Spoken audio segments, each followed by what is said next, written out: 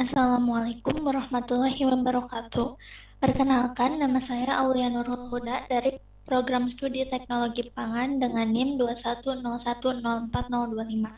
Di sini saya akan mempresentasikan tentang tugas kali ini, yaitu WooCommerce untuk e-commerce pada WordPress. Sebelumnya, e-commerce itu apa sih? E-commerce merupakan suatu tindakan melakukan transaksi bisnis secara elektronik dengan menggunakan internet sebagai media komunikasi yang paling utama. Lalu, menurut Gary Coulter and John Budemir, e-commerce merupakan berhubungan dengan penjualan, periklanan, pemesanan produk yang semuanya dikerjakan melalui internet.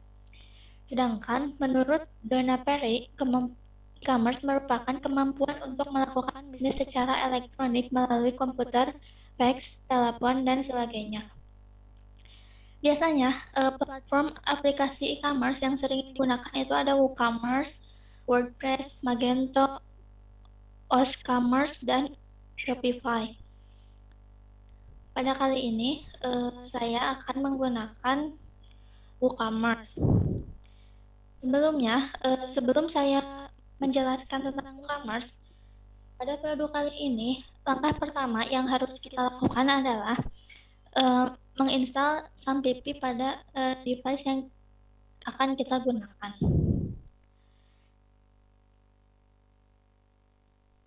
Sebelum menggunakan WooCommerce, langkah pertama yang harus kita lakukan adalah menginstal SAMPP pada device yang akan kita gunakan. SAMPP itu adalah sebuah perangkat lunak bebas yang mendukung banyak sistem operasi. SAMPP juga merupakan kompilasi dari beberapa program. Fungsinya adalah sebagai server yang berdiri sendiri, yang terdiri atas program Apache HTTP Server, MySQL database, dan penerjemah bahasa yang ditulis dengan bahasa pemrograman PHP dan Perl. Atau juga SAMPP adalah sebuah paket software aplikasi yang dapat digunakan untuk membuat layanan informasi di jaringan intranet atau internet. SAMPP sendiri merupakan singkatan dari X yang merupakan empat sistem operasi apapun, Apache, MySQL, PHP, Perl.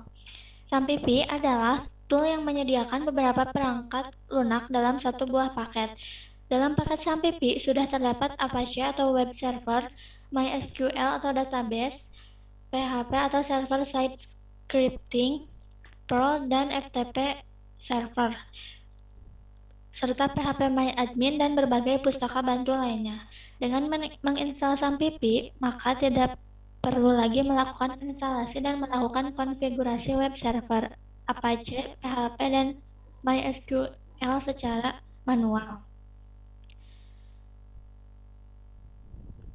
Lalu, langkah instalasi SAMPP yang pertama, kita seperti biasa mendownload SAMPP-nya, lalu diinstal dan diinstal seperti biasa kita menginstal sebuah aplikasi pada device.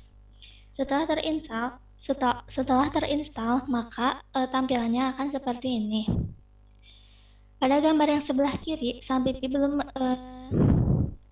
belum dilakukan pemulaian atau belum memulai programnya. Sebelum kita memulai untuk melanjutkan pada pembuatan website, kita harus mengaktifkan dulu tombol start pada kolom pertama dan kolom kedua. Setelah tombol start aktif, maka kita akan dapat mengakses pembuatan website. Setelah instalasi SAMPP berhasil, setelah kontrol panel SAMPP dalam kondisi aktif, lalu diinstal pada localhost, lalu setelah itu cek di browser tanda SAMPP berhasil diinstal dengan cara localhost _dashboard. Ketikan pada alamat browser yaitu http://localhost/php myadmin. Lalu setelah itu pindahkan folder installer WordPress yang sudah kita install ke dalam folder SAMPP htdocs, beri nama sesuai toko yang akan kita buat. Seperti misalnya toko saya namanya MyShop, maka folder installer WordPress dan SAMPP dinamai MyShop. Setelah berhasil pada localhost, maka kita akan dilanjutkan pada web php-my-admin. Contohnya seperti ini. Nah, di gambar sebelah kiri ada gambar sampipi dan di pojok kanan atasnya ada tulisan php-my-admin. Jika kita klik php-my-admin tersebut, maka akan muncul tampilan seperti ini pada gambar yang sebelah kanan. Gambar ini bertujuan untuk membuat basis data nama dari toko kita. Setelah semua langkahnya diikuti sampai membereskan nama basis data hingga berhasil, maka selanjutnya kita akan masuk pada WordPress. Setelah masuk ke dalam WordPress, langkah selanjutnya adalah mengaktifkan WooCommerce dan mengaktifkan aplikasi WooCommerce dan aplikasi YITH WooCommerce Wishlist. Kan saya menyebutkan localhost. Localhost itu adalah nama host yang mengacu pada perangkat saat ini yang digunakan untuk mengaksesnya. Ini digunakan untuk mengakses layanan jaringan yang berjalan di host melalui antarmuka jaringan loopback. Menggunakan antarmuka loopback melewati semua perangkat keras antarmuka jaringan lokal. Lalu di sini ada WooCommerce. WooCommerce itu adalah plugin e-commerce sumber terbuka untuk WordPress. Ini dirancang untuk pedagang online kecil hingga besar yang menggunakan WordPress.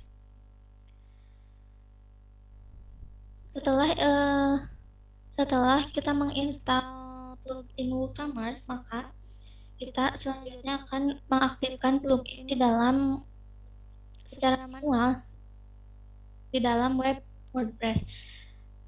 Begitu pula dengan cara mengaktifkan plugin YITH WooCommerce Wishlist. Plugin YITH WooCommerce Wishlist adalah plugin wishlist WooCommerce yang paling populer. Tercatat sudah ada 1,8 juta pengguna yang menggunakan plugin ini. Dari jumlah pengguna sebanyak itu, plugin ini diklaim memiliki tingkat kepuasan pelanggan sebesar 98%. Angka tersebut dapat dicapai salah satunya berkat fitur-fitur yang ditawarkannya. Plugin ini menawarkan fitur komplit yang menarik untuk Anda dan juga pelanggan Anda. Contohnya, pelanggan Anda dapat mengelola wishlist-nya sesuka hati, seperti menamai wishlist, mengurutkan berdasarkan kategori, dan menentukan opsi privacy wishlist lainnya. Setelah semuanya berhasil, kita dapat membuat website kita dengan melakukan posting produk untuk pertama kalinya. Pertama, kita membuka dulu localhost yang telah kita buat database-nya.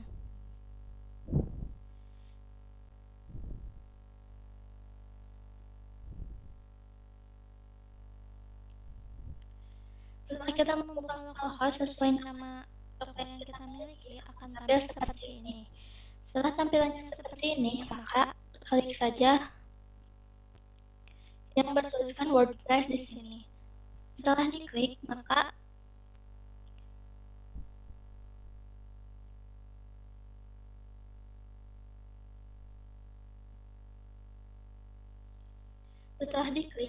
akan tampil seperti ini. Ini adalah contoh website e-commerce yang telah saya buat.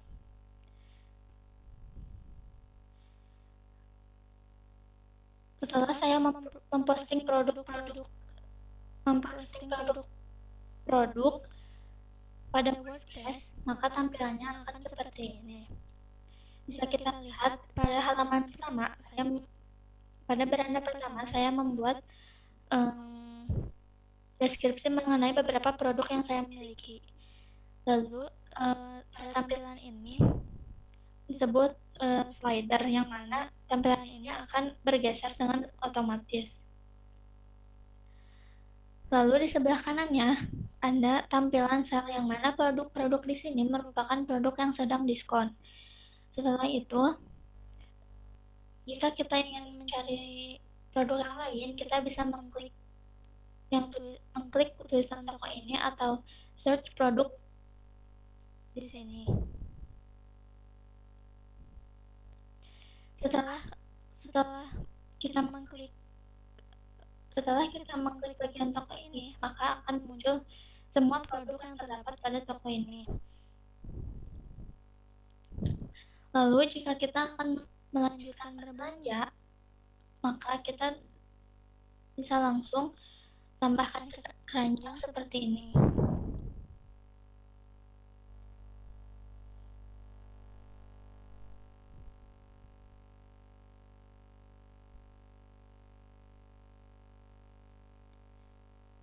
Setelah ditambahkan keranjang, akan tampil beberapa produk yang telah kita masukkan ke keranjang.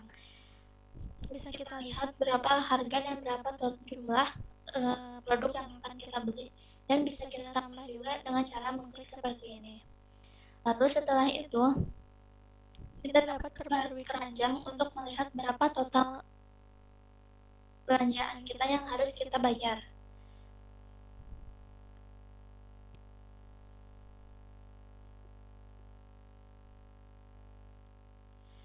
Setelah dirasa kita yakin kita akan membeli produk tersebut, maka kita tinggal klik lanjutkan ke checkout. Setelah kita men-checkout produk tersebut, maka akan tampil data tagihan yang mana di sini harus diisi sesuai data yang kita punya dan harus diisi dengan data yang lengkap karena ini merupakan alamat tujuan serta nama yang membelinya. Setelah diisi semua, maka kita di bawah ini akan memilih pembayarannya via apa. Contohnya, di sini ada dua, bisa transfer bank atau bayar di tempat. Setelah kita memilih bayar di tempat, kita mengklik. Setelah kita memilih yang bayar di tempat, kita dapat langsung membuat pesanan.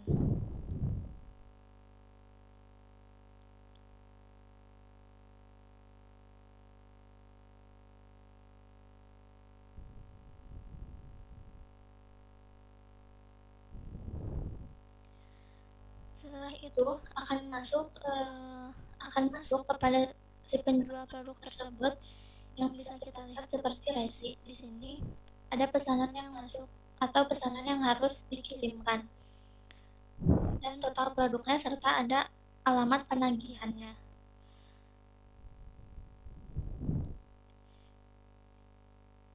Nah, sampai situ aja penjelasan dari saya mengenai website e-commerce yang saya buat.